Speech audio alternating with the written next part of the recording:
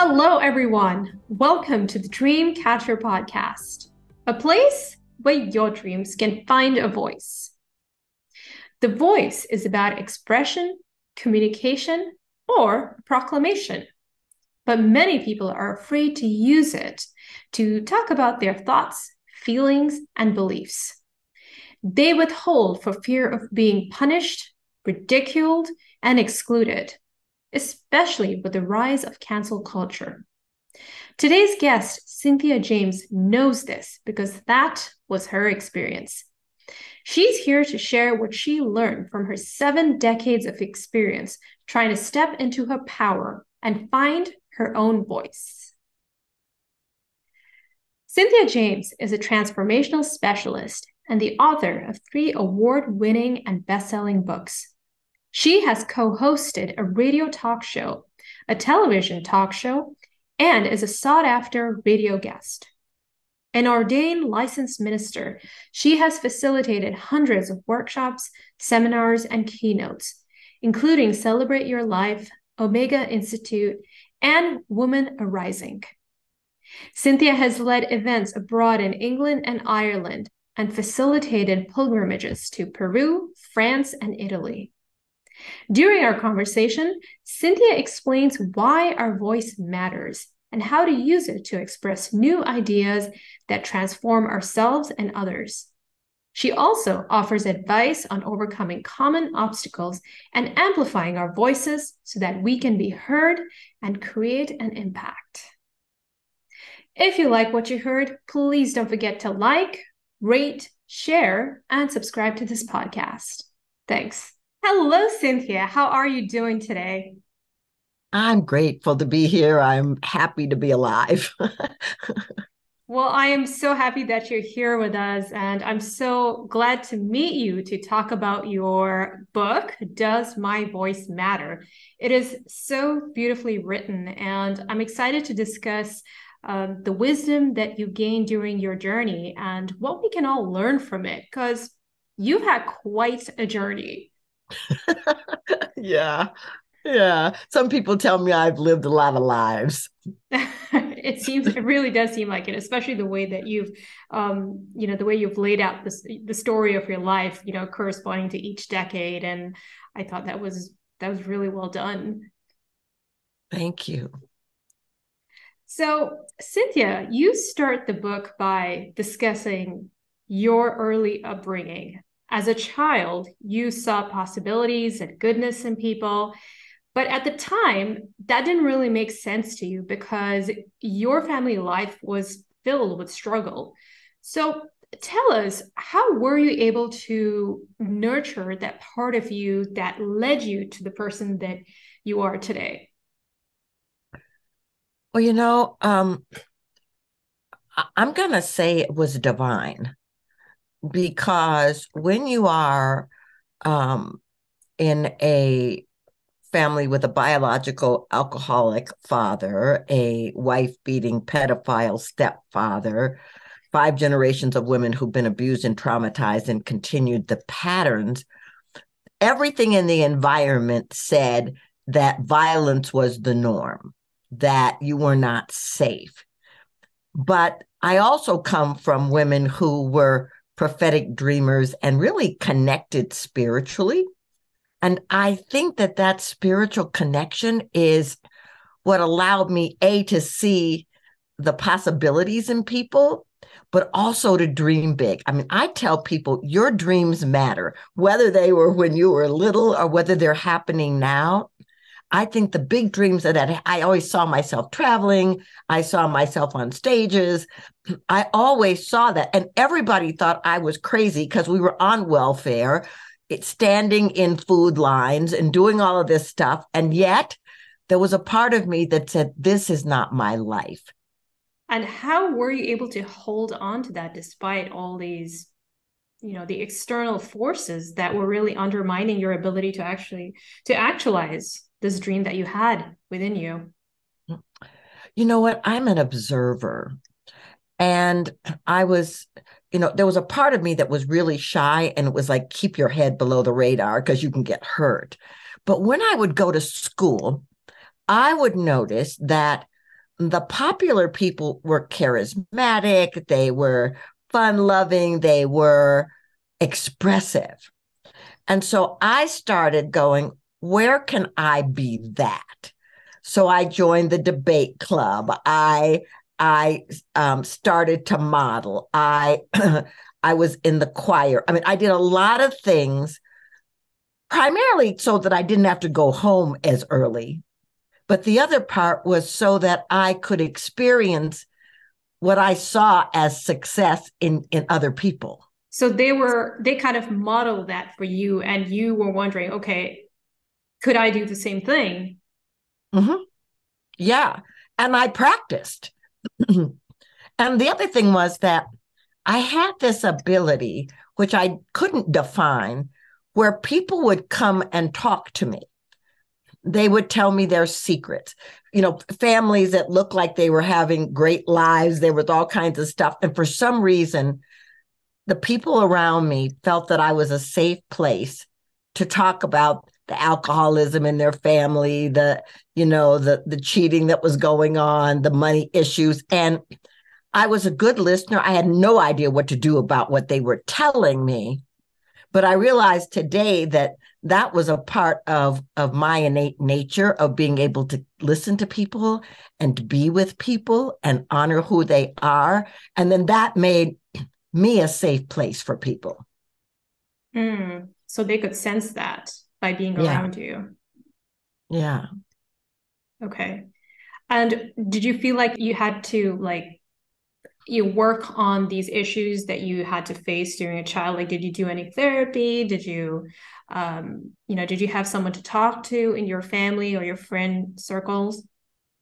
No, therapy was not, I lived in the Black community in Minneapolis. Therapy was not an issue. Even, even if we could have afforded it, there was kind of a stigma Right. to go into therapy, right? Yeah. So that didn't happen. Only crazy people do that, right? That's what they Yeah, thought. exactly. Yeah. And then my friends were struggling as much as I was. So it wasn't like, they were going to be of any support. Yeah. Yeah. It's so interesting to hear what it was like back in those days. Yeah. Right. So over the years, you were able to step into your power and find your voice. So you have become an expert about about that process. In your book, you write that it is not just the sound of your voice; it is about the full expression of the individual. So, Cynthia, can you please expand on that? Yeah. Some people think when they find their voice, they can stand up and be orators or they can speak their truth. And I think that that's important. I think learning how to communicate and speak your truth is important.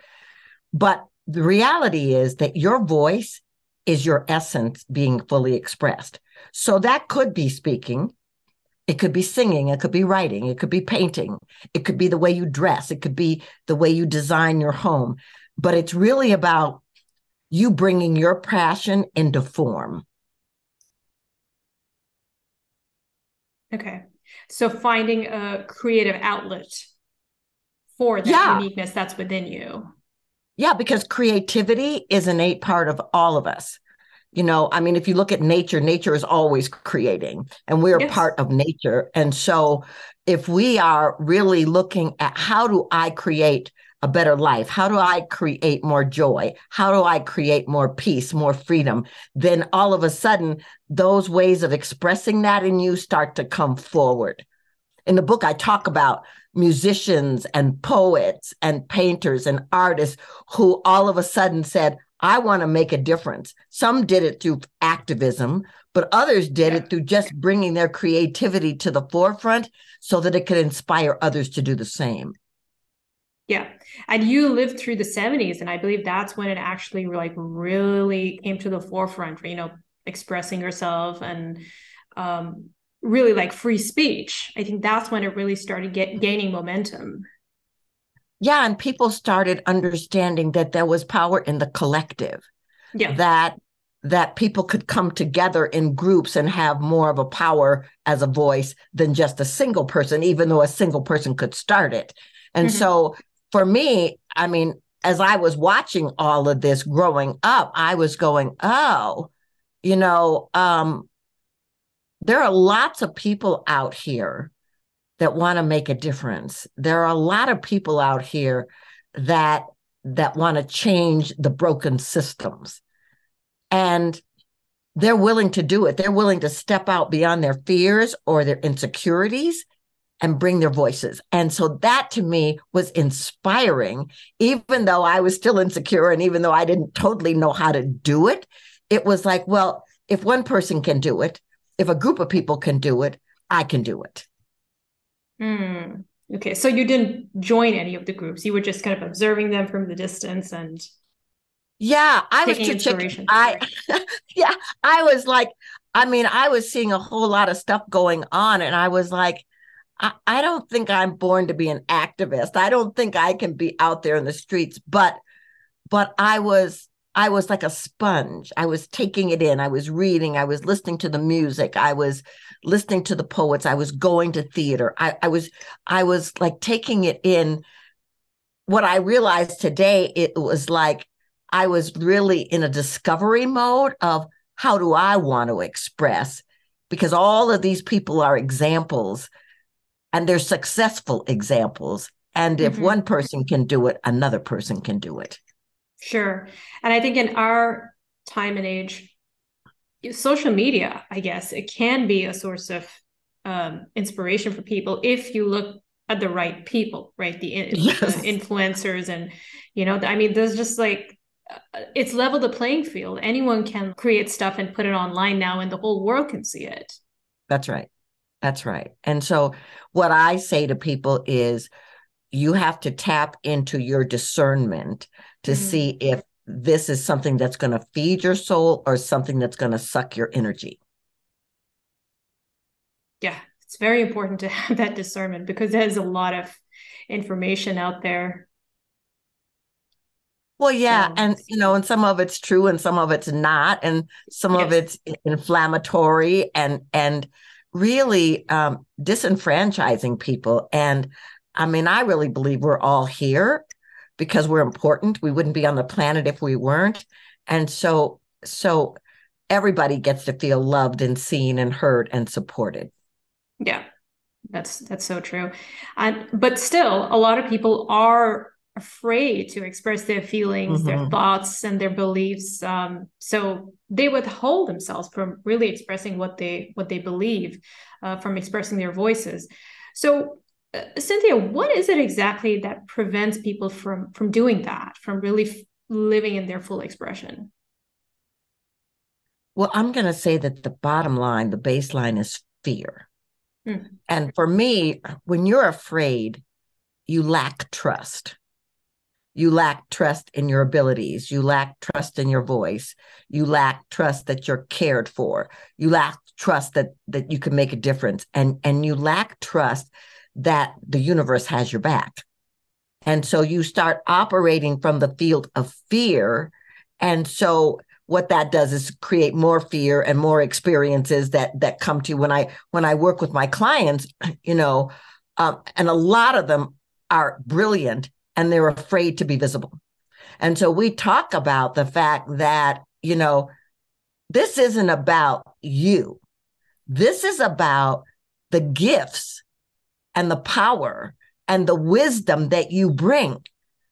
If you take it off of you, and I'm not saying there's not trolls and there's not other crazy stuff out here, because there is, but it's like, if you came here to deliver a message, if you came here to deliver a gift, you are depriving people of that power by withholding. So step out and dare to be you, dare to bring your light, dare to bring your love and your gifts. Step out. And yeah, there may be people that disagree with you and don't like you, but so what? It's like, if you touch one person, 10 people, 100 people, you've got this podcast. If you're touching people by the guests that you bring, man, your visibility makes a difference. I appreciate that. Yeah. It's not always easy because, No, it's as not. content creators, we we deal with our own share of problems, so. Well, yeah, but here's the thing. It's like, Mm.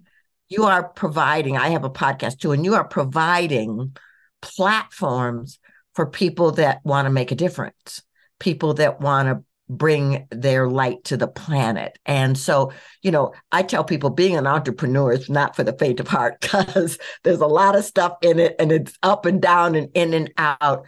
But the thing is, it's like when you think about your life, when I think about my life, I am doing exactly what I love to do. I am in my dharma, in my perfect path. And so I feel like if we were all operating from that place, the need for wars would start to cease. And the caring for humanity and the children on the planet and the planet itself would become the prime reason for being. Absolutely. And following your dharma, it should be a good enough reason to just do it, to just, put your stuff out there, to make your voice heard. And you feel that, right? You feel it when you're living in your dharma. Mm-hmm. Totally. And listen, the people that we admire, the Martin Luther Kings and the Mother Teresa's and all these different people throughout history who've made a difference, they all stepped out, every single one of them. And so for me, they weren't exceptions. They were examples of what we could do. We aren't all here, to be, lead marches around the world, but we are all here to share our intelligence and our gifts. Right. Yeah. And I think that just finding that motivation is so important because right now people get motivated by validation. I've seen, especially in the younger generations, for instance, if they're not getting the likes, if they're not getting the comments, if they're not getting engagement from people, they just rather not put anything out there. And that kind of bothers me. So what do you have to say to the younger people who are afraid to do that because they won't get the recognition that they feel that they're entitled to? Yeah, judgment is everywhere. Criticism is everywhere. And you get to lean into that, or you get to lean into what brings you joy. So on Monday mornings in Colorado at 8:30, I do this community prayer circle.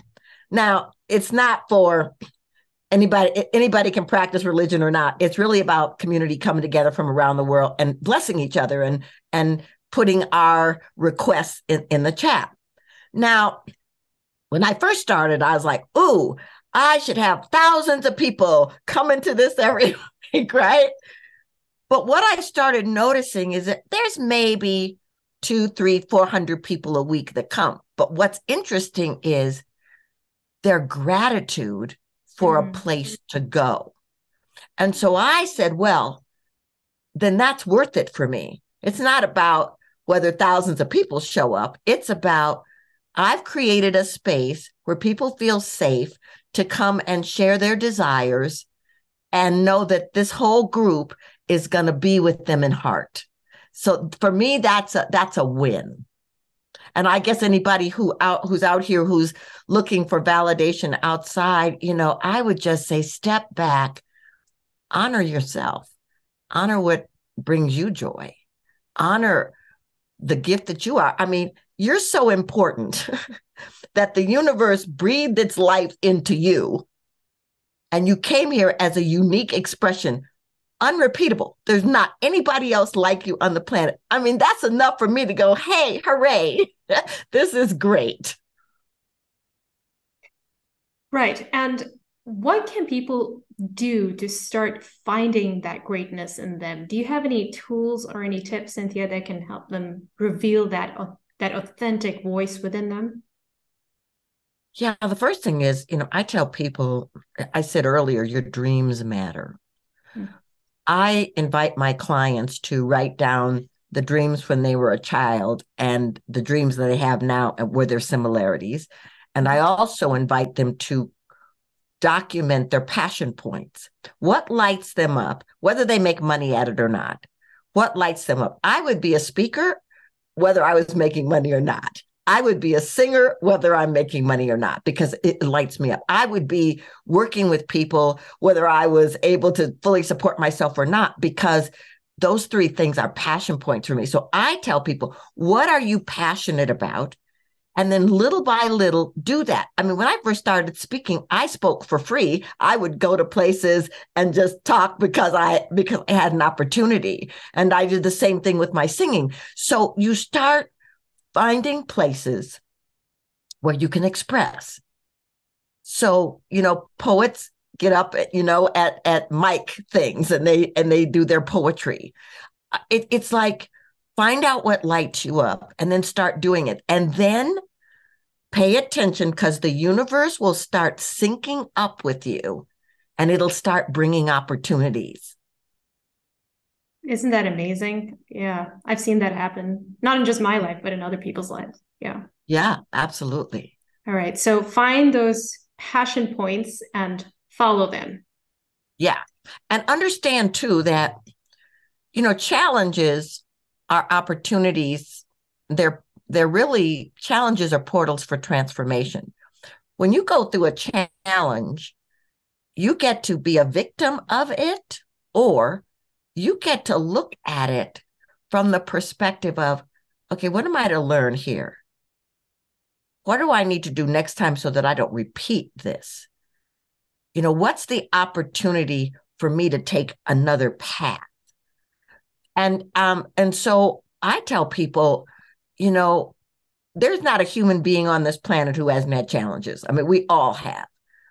But one of the things I talk about in my book is that every single one of those decades, there was a learning for me. There were challenges in every decade, but there were also learnings for me.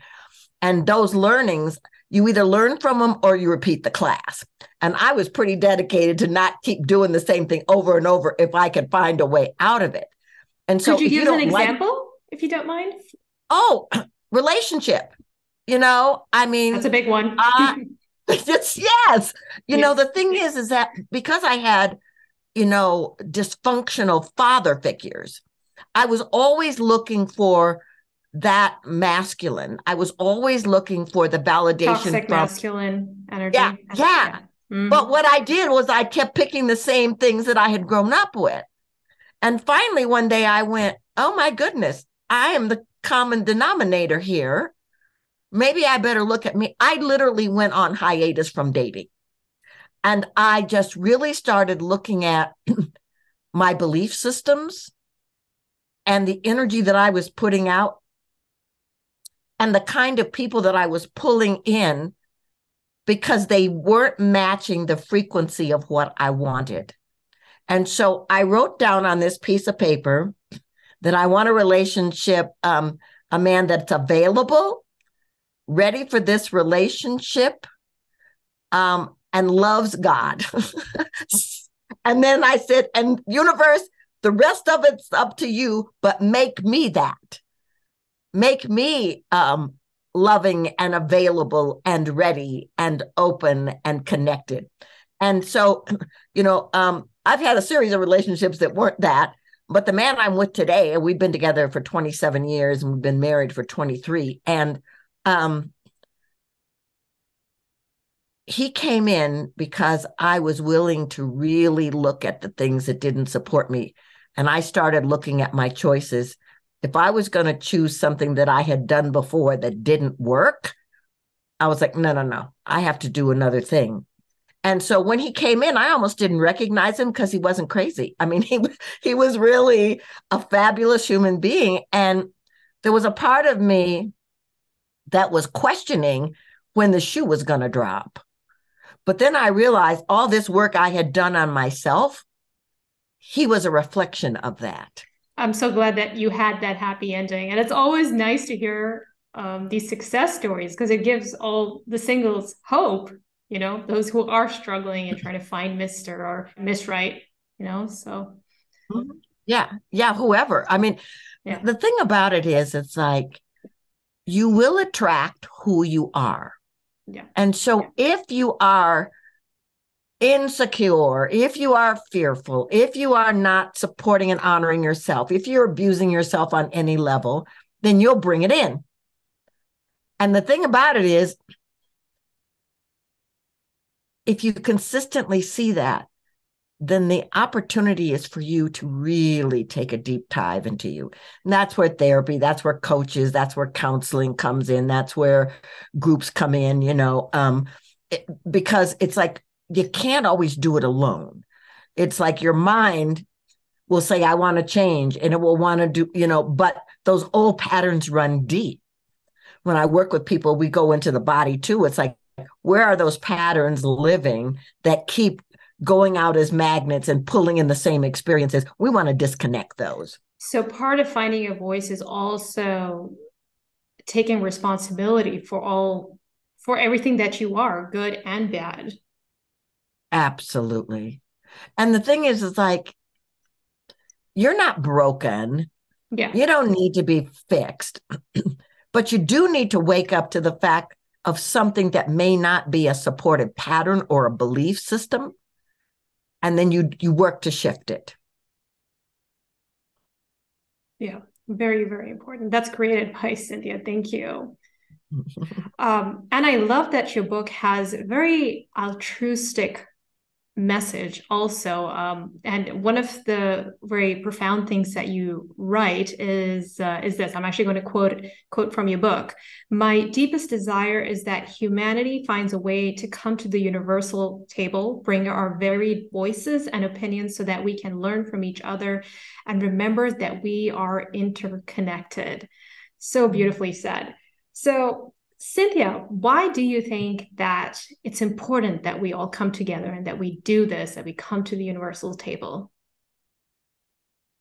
Well, the first thing I want to say is, I don't care who you are and how you operate. I don't believe that there's a human being on this planet that doesn't want to love and be loved. And we all come from different cultures, different religions, different backgrounds. I travel a lot. I take people on pilgrimage. And one of the things that I've discovered is no matter where you go, people have heart and they have wisdom. I just want to share some. I just took a group to Egypt for 12 days. And we were, the first day we were there, it was a day of rest at this hotel in Cairo. And I was sitting at the beach, at the pool. And a Muslim woman and her husband came in, and and she was covered. She had her hair and all, she was in black, and her arms and her leg, and she was a little nervous about getting in the pool. And so he was helping her get in the pool, and you could just see the connection between them as he was helping her be. So then he left for a little while, and I was thinking, I wonder if she's, it was really warm. I was like, I'm wondering if she's uncomfortable in being covered up like that. And then I started thinking, I wonder how Muslim women feel about, and I kind of was just going on in this thing in my head, right? I never spoke to the woman and she never spoke to me. So the next morning we're at breakfast, and she comes in with her husband and she looks beautiful. And there was something in me, which I cannot even explain to you today, but it had me get out of my seat, walk over to them and ask, did they speak English? And the husband said yes. And I turned to the woman and I said, I want you to know, I think you're so beautiful. And then something miraculous happened. She said, I have loved you from the moment I saw you. You walk with such confidence and you just like nobody's watching. And she goes, I want to be that. And I'm looking at her and her husband's looking at her. And all of a sudden, she throws her arms around me and we have this hug. I mean, it makes me teary to think about it, because in that moment, there was not 1 ounce of separation. And I've had those kind of experiences all around the world. And I feel like the more we visit other people, the more we learn about their cultures, the more we learn about their religions, the more we understand that there's a lot of the love and respect and learn from each other, so that we can stop thinking that division is the norm. That is so, so profound and much needed right now, because division is the norm. I mean, there's so much conflict between groups everywhere in the world. Yeah, but what we're watching is in different parts of the world, we're watching people take to the streets and go, no, no, no, no. Now Yep. they're getting beat up, they're getting imprisoned, but they're not stopping. We're watching it all over the world and for different reasons. And I think what's happening is that thing within people that says we are more than this. We deserve a voice. We deserve to be treated with respect. We deserve to have food and shelter for us and our children. I think that thing is rising in the world. And so it's not pretty right now with everybody in the streets and doing all kinds of stuff. But I think it's a part of the transformational trajectory of humanity, because a lot more people are waking up going, the way we have been doing this is not okay. Yeah. And have you been seeing that happen throughout, all the decades that you've lived through? Has there been an Yes, increase in this? absolutely. I mean, in every decade, for those who are listening, I've been on the planet for 7 decades. So every decade, there was something happening. There was something that was going on racially or politically or gender-wise that was disenfranchising people. And at some point, some group of people went to the streets. At some point, they started fighting back. And so what it did for me was it kept showing me examples of how when you have a heart's desire for equality and diversity to be interconnected, then something in you will pull on you until you take to the streets, until you write a book, until you go into politics. It will pull you in those directions. And so I feel like what's happening today is that all these times in my life that I've seen it are just repeating, because they're repeating until we get it, until we get the lesson and we start to honor and respect each other. And we can all contribute in our own way using our own unique gifts and voices, right? Absolutely, 100%. I mean, what are the odds of you and me being halfway around the world from each other, having this kind of conversation? I mean, that's so exciting to me, because it means that I learn from you, you learn from me, and then I share what you said, and you share and all of a sudden it starts growing. That's my goal, to amplify voices like yours, that we can cause that ripple effect of change. Yeah. And the thing about it is like when we do that for each other, when we collaborate like that, the individual focus starts to melt away and the collective starts to take over. That to me is why we're on the planet. We're on the planet to see each other and to grow with each other. Absolutely. Wow, Cynthia, it's been such an honor and such a pleasure to talk to you. Thank you so much for sharing your profound message and your wisdom with us today. Oh, Celine, I've been so happy to be with you. I love your energy and I love what you're doing. And I'm honored that I could be here. I love your energy too. And now I can see why people were drawn to you when we're opening up about their problems, because I can feel it too, just talking to you. So I just want to let everyone know Cynthia's book, Does My Voice Matter? A Journey of Self-Discovery, Authenticity, and Empowerment, is available wherever books are sold and on her website, cynthiajames.net. All right, Cynthia, I hope you have a lovely rest of your day out there in Colorado. Thank you. Many blessings to you too, Celine. Thank you so much. Bye-bye.